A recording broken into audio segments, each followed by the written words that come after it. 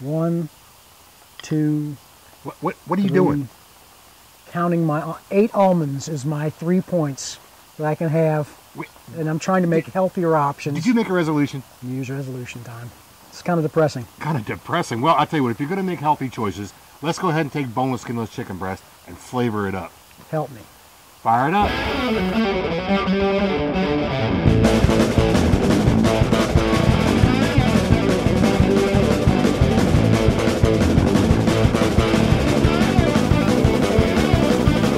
From the birthplace of American barbecue, GrateTV time. Ah, you got it. The show that takes about a beer to watch. So let's get going. Let's get cracking. And this is about 3 points, I'll say. You almost got it. Jack Waybore's here, 3-time South Carolina State champion. I'm Bill West, barbecueworks.com, and we encourage you to send any emails our way. Yeah, without a doubt. Email is a great place. We love to get them, and we'll respond. Jack@GrateTV.com and Bill@GrateTV.com. If you got a question about anything, you want to get a hold of us for anything, certainly we're here to have our brains picked as much as you need to pick our brains. We'll have an answer of some kind, I'm sure, if you send us a question. Happy New Year. We started doing this podcast, what, 2010? Yeah, it's been a couple of years now. So we encourage you to go and like us on Facebook, share the word, and we're starting our New Year's resolutions. As always, making better food choices, as always. But you don't have to rule out the barbecue. No, food choices, you have to make better food choices anyway, Bill. You can't eat like a fat person all the time. It just doesn't work that way. We like to play that on TV. You have to make better choices. You should do a thing. The problem with boneless, skinless chicken breast is it is just as boring. But it's like the thing that you have on a diet. That's right. But you know, and chicken is actually right up there with fish and tofu as far as protein goes, and all of that goes with it. But the problem with boneless, skinless chicken breast is it just gets dry. And what we're going to do today is kind of go through different ways and different techniques of making chicken, and then you should be able to flavor it up. I think you shouldn't be, just because you're on a diet or making healthier choices doesn't mean you should give up flavor. And I think there's a lot of things that you can do with boneless, skinless chicken breast, or with chicken in general, that really can make it different and make it appealing and give you that smile at dinner time that you crave. Well, one of my favorite things is chicken wings. So really my thing is not necessarily making it less dry. I need you to show me how to make the chicken less dry. But I'm going to make kind of a mock chicken wing, a feather. Good. So while I'm cutting this up, you can show me, how do you get moisture or keep it from getting dry? I like to use, there's a few different techniques that you can use to help your chicken out. You can either marinate it or you can brine it. Now there's a difference in the techniques. Brining is actually adding salt and sugar to water to allow an osmosis type of reaction to take place within the chicken. That's far too big of a word. There's an exchange that goes on in the cell structures. The cells will actually absorb the water because you're using a salt water solution.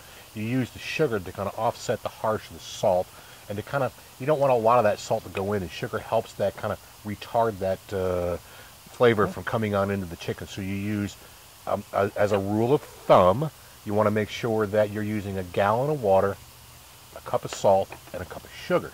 And you can put any kind of herbs and spices in you want with that, but the rule of thumb is gallon of water, cup of salt, cup of sugar. That's a basic brine. That's a basic brine. Gallon of water, cup of salt, cup of sugar. And then you can play with that. Yeah, and as we've talked about a zillion times here on GrateTV, you can use any kind of salt that you want. That's important, because there's all kinds of different salts out there, pink salts and sea salts and so on and so forth.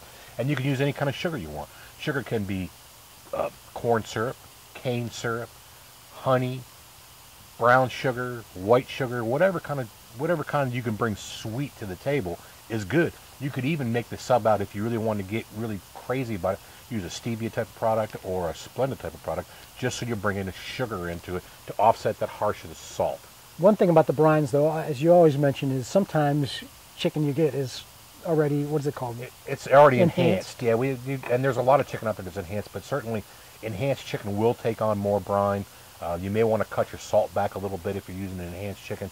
I prefer to keep my chicken non-enhanced, I'll pay a little bit more money. Of course, nowadays, if you're going to eat healthier, it's going to cost you a little bit more money, where you would think that it's because they're not adding ingredients to it, it would be a less expensive, but that's just not the way it works. If you want free-range chicken or something like that, you're going to pay a little more money for it. And you can also marinate it, right? Yes. So you're going to show me a marinade? Yeah, we have. I use a marinade, a real simple one. We're going to put a bunch of marinades up on the website in the blog. So while you're mixing that marinade, I'm making, because I usually don't do a whole bunch, but I'm going to take this. I'm going to make basically a mock chicken wing. Good. And I'm going to throw this water out after I skewer this. So ignore my. And I'm going to go ahead and I'm just going to take a piece of boneless, skinless chicken breast. I'm going to drop it in my container right here. A good container to use is a Ziploc type or a lock type bag. I know Ziploc is a brand name, and I use a Mojo Creo, and there's a lot of different kind of Mojo Creos out there. This gives you kind of a southwestern kind of flavor. I like Mojo Creo. Orange juice, lime juice, and then of course all the spices are all in there, and it's relatively inexpensive. You can use salad dressing, Italian dressing is good as a marinade. You can buy marinades, and we'll have a bunch of homemade marinades. I'll post up a bunch of recipes for some homemade marinades that I use on a regular basis, but you can flip things in and out as much as you want as far as marinating goes. But marinating involves an acid, so acid is usually in the juices, be it a lime juice or an orange juice or so it's not as much about it about soaking in as much as the acid kind of. Yeah, the acid kind of does. Doing its thing. Marinating is a good tool. Marinating doesn't actually do anything as far as making the chemical or the physical chemical exchange going on in there, but it certainly does bring a lot of flavor, and it'll bring a good solid. It'll be a good solid product when you get done with it. After I get done marinating, I'll put boneless, skinless chicken breast into a container, into a bag. I'll let it sit in the marinade for about an hour. And one of the things you got to watch is kind of like a GrateTV tip, if you want to call it that. The acids will kind of help cook the meat. We know about ceviche, and we've talked about ceviche in the past about how we're using the acids to go ahead and cook. You want to make sure that you don't leave anything in a marinade, especially a high acid marinade, for way too long, because it'll actually cook the outside of the chicken. Pickle it is more or less. Is that like a cure, or is it different from a cure? It's similar to a cure, but what you'll end up with if you leave it too long in the marinade is a tough outside, because it'll actually be double cooked. You'll pickle it once in the marinade, and then when you take it over to the grill and cook it, you're going to cook it again. So that'll leave a kind of a bad outside coating. It'll be real dry. So about an hour is what I leave chicken to marinate for. Okay, and it soaks it right up? And it'll soak it right up as much as it's going to. You know, you're not expecting a huge penetration through meat with a marinade. It'll go in there a quarter inch or so. You know, it's just a good way to add some flavor to what you're doing. Now we're going to go ahead and mix this up a little bit of a brine. And that's real easy. I'm not going to use a big brine here, so I've actually cut my contents up. This is a quart of water rather than a gallon. So if we're going to use a quart of water, and if we're using gallon of water cut cup, a quart of water, we'd use quarter cup. Could be beer. Right? Could be beer if that's what you wanted to use. Not a problem. So we're going to put in some. We're going to put in quarter cup of kosher salt. This is my sugar in the raw, or turbinado sugar, it's called sometimes. This is an organic product that I like a whole lot. This is a good flavor to bring soy sauce. So I'll bring a quarter cup of soy sauce. I love soy sauce with chicken. Yeah, soy sauce and chicken are made for each other. And then one of the real compliments to chicken, in my opinion, is tarragon. And in this little spice mixture right here, I have a teaspoon or a quarter teaspoon of black pepper, a quarter teaspoon of tarragon, and a quarter teaspoon of dried thyme. We'll just drop that right in there like that. Good to go. We'll give it a stir to mix it all up real good to make sure we dissolve up the salt and the sugar that's in there. Get the tarragon to kind of release a little bit, and the thyme to kind of inflate and release a little bit. And we just stir it up until it's all dissolved and done.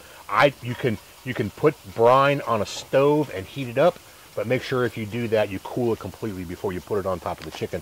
You don't want to put a hot product on top of your chicken, because you're going to let this sit a little bit longer than you let it sit in a marinade. I like to let a boneless, skinless chicken breast brine for about 2 hours. It can go 3, but you really got to be careful with it, because it'll really start bringing in that heavy salt content. A whole chicken, you can let a whole chicken go 8 hours in a brine if you want to, if you're just going to cook whole chicken. I'm just going to, with my little feathers, do salt and pepper. And we'll throw these on the grill. You want to put your chicken in there, and then we'll Yep, I'm going to go ahead and put my chicken in there, and then we'll wait about an hour before we put them on the grill.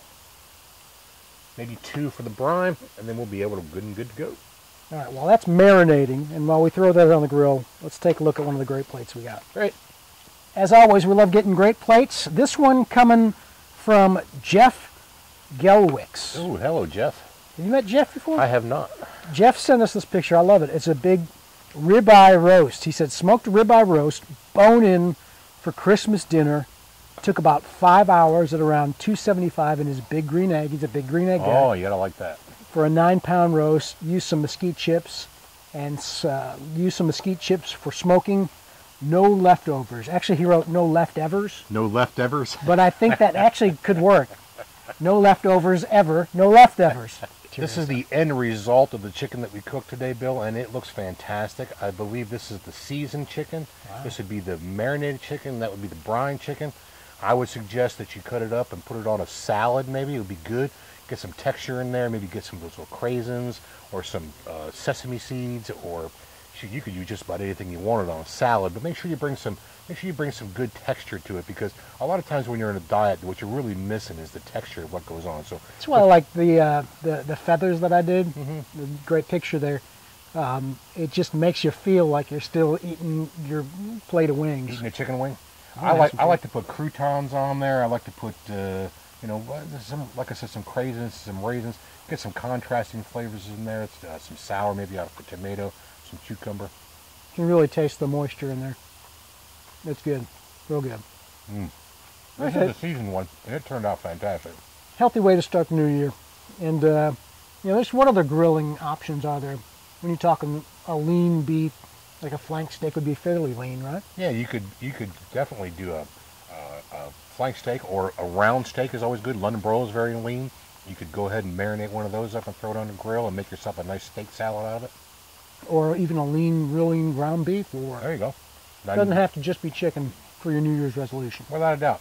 All right, well, good. Next week we can jump into sausage. Sausages are going to be fun. And our New Year's resolution buster. It's a beautiful day in South Carolina. Buy local, think global, stay sustainable, and every chance you get.